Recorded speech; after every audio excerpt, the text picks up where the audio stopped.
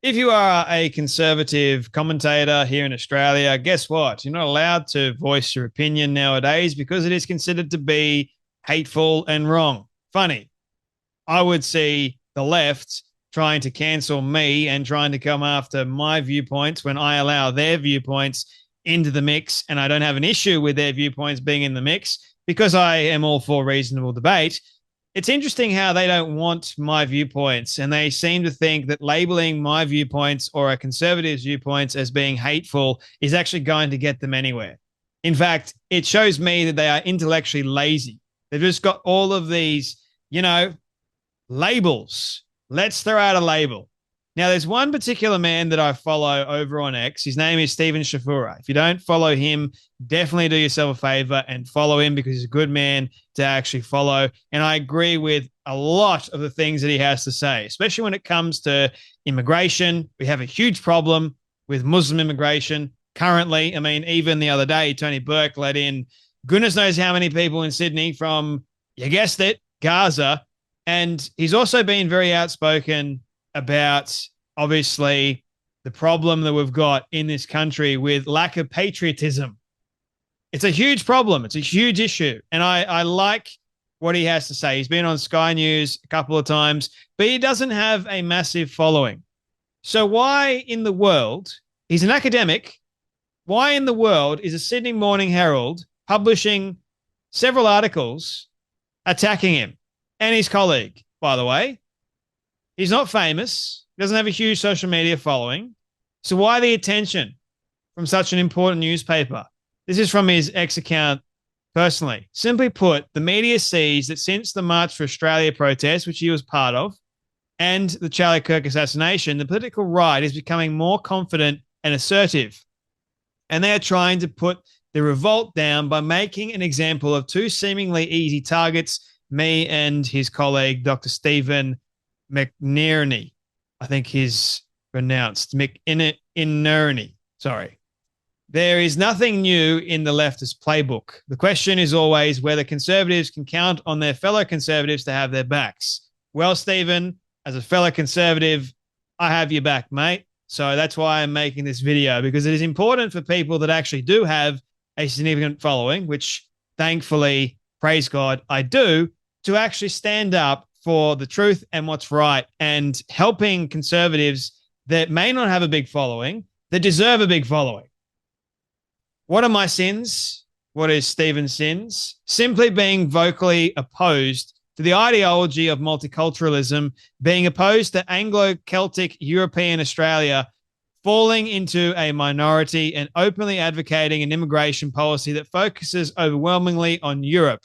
For the left, simply to not want Anglo-Europeans to fall into a racial minority in Australia or elsewhere is now considered a form of white nationalism or white supremacy. So me wanting to keep whiteness as a consistent thing in Australia is wrong, evidently.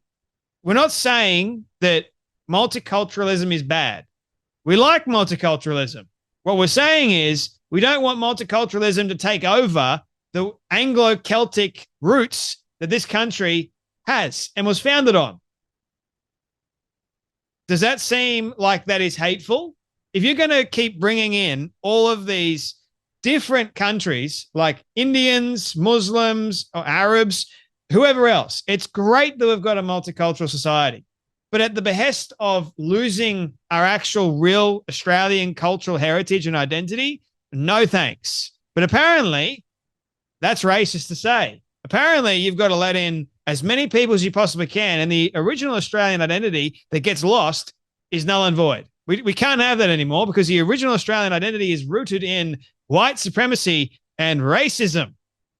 But they can't even see that the dingbats, the leftists, are actually the racist ones because they don't want Anglo-Celtic Europeans anymore. White people, I'm talking about, they don't want them. And half the people that are jumping up and down, yelling and screaming, that saying that white people are bad, are actual white people. Put that into perspective. So, no, Stephen Shafura is not a white supremacist. He's not part of this white nationalist movement, as the mainstream media tries to point out. But That's what I mean. Label after label. Do they even understand what they're trying to say? I would go, no, they don't. Hence why they've got stupid labels and only stupid labels and not much else. Unfortunately, a lot of conservatives have also unwittingly bought into the leftist notion that it's okay for the Anglo-European Australia to become a minority in the country. It largely has been built, in the country, it largely built as long as those who replace them embody Australian values. No, like, don't be duped by this. Australian values, as opposed to Australia's Anglo-Celtic and more broadly European identity, is little more than a Trojan horse for population replacement. Just open your eyes in the major cities and you'll see what is happening. Yes. For those who read the articles, you'll see that at no point is there any quote from me that can be constructed as in any way racist, unless the meaning of racism is defined very broadly to include pretty much all conservative views on immigration. In short, the left is furious that conservatives are in revolt against their cultural masters, and it is trying to kill the conservative pushback in the cradle. This is not a time for conservatives and patriots to retreat in fear. This is the time to rally behind and support one another, just like the left never fails to do for its members who openly espouse literal racist and terroristic ideas. Stand strong. God bless Australia. So here is what the article has to say. Far-right figures teaching students at a Sydney college. Right. We can't have far-right teachers, can we? But we've got loads of far lefties in every single bloody university in Australia, indoctrinating young kids to become young dingbats that have got no idea to become young victims. Stephen Ignuri and Stephen Shafura both teach at Campion. I think that's how you pronounce it. A well-connected college in Sydney's West that promises undergraduates a vibrant campus, Catholic values, and a focus on the classics. The pair also promotes white nationalism. Oh, dear. There's a bold statement to make, but has no credible. It's not credible at all. Following questions from his masthead, Campion College is now investigating academics who argue that Australia's Anglo-European culture is under existential threat. It is. Stephen Ignuri, the Dean of Studies, gave a speech this month saying Australia must one day form new political parties dedicated to the interests of our people, meaning white Australians. A former deputy head of the Ramsay Centre for Western Civilization, McNerney, has also argued the white Australia policy did not go far enough and that the white Australians may need to live in separate neighbourhoods as a form of tactical retreat. Notice how there's no quote except for tactical retreat. So, yeah. Don't know if you've seen any of the videos. This is why you don't trust the mainstream media at all. Both staff members have praised Enoch Powell, the British MP sacked from the Shadow Cabinet in 1968 after delivering his anti-immigration Rivers of Blood speech. I was not aware of the vast majority of the rhetoric of other things you have brought to my attention, Campion College President Paul Morrissey said. They will be thoroughly investigated. All people, no matter their background, race, or religion, are made to feel welcome at the college. Campion, which admits only about 50 students a year, has powerful connections with politics and the media. Oh, dear, we can't have conservatives that have powerful connections. It's so bad. Broad directors include Liberal Federal Minister Zed Zelja and former union power broker Joe D. Brun. Several News Corp commentators and senior journalists have been appointed as honorary fellows.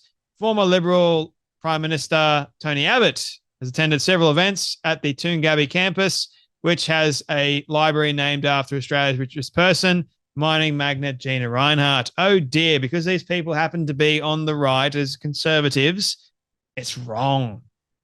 No, they can't have their own college of their own that teaches proper values. Can't have that. Got to be like Western Sydney University. Got to be like Macquarie University. Got to be like all these ridiculous institutions that are so far left. You walk out with a massive headache because you can't understand a bloody word they're saying half the time because it doesn't make sense. In 2021, the New South Wales and federal governments committed $5 million each to the college's Building Works program. McNerney, a poetry specialist and associate professor of literature, told a podcast this year that the White Australia policy was commensal on X. He said it should have been enshrined in the Constitution. We should have like white heritage. That's where we came from. Nothing wrong with being white, but apparently there is something wrong with being white. There is something wrong with being white and being a patriot in this country and not wanting to be taken over by many other different cultures. I'm not saying that it's bad or it's wrong to have different countries or different cultures in this country at all. In fact, I grew up in a multicultural society, believe it or not. Love them. All my friends are from different cultures. It's fantastic. But doesn't mean that I want to be taken over by a vast array of different cultures without recognizing that Anglo-Celtic Europeanism or whiteness is still okay and it's still allowed. He has argued that reckless throwing together different cultures and races has led to disaster in Western countries, including Australia, and that young Australians had to learn ad nauseum about Aboriginals, Jews, etc. He has questioned whether Greeks, Jews, Chinese, and Indians in Australia would remain loyal in the event of a war with their homelands and suggested dual citizen be given financial incentives to leave the country. So the thing is, as well, with here in Australia, celebrating Australia Day is apparently considered wrong. But Diwali, all these other festivals from many different other cultures and countries, which Diwali is actually a festival, if you look into it, they're worshipping and celebrating war and death. Maybe they should look into it a little bit more. But no, we can allow the Indians to have their Diwali from their country, bring it here, but we can't, as Australians, we can't celebrate being Australian on Australia Day.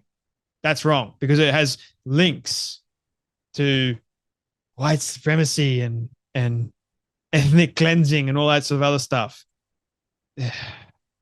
Ridiculous. Anyway, the article continues. They mention the news place, The Noticer,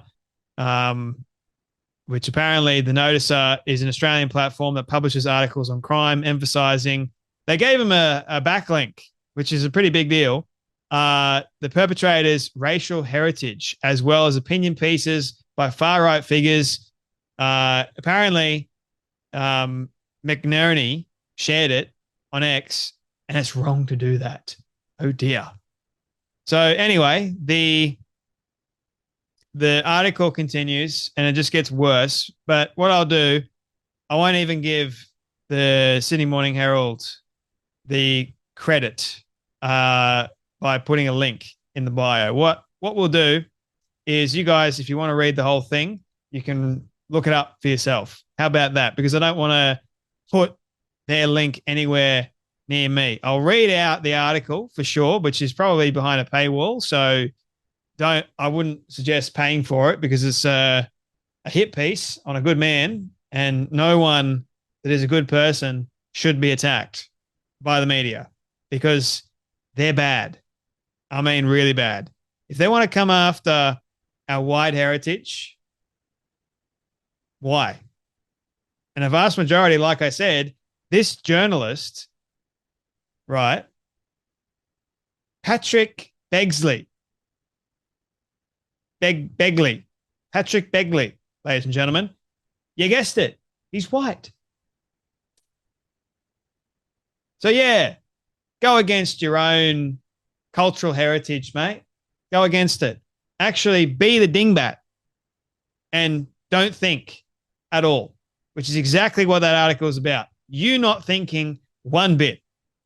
You just going on the attack, not really understanding at all what two academics had to say. Anyway, that's enough from me, but well done, Stephen. To both Stevens, actually. You guys are awesome. You guys take care. Be blessed. I'll see you all in the next video.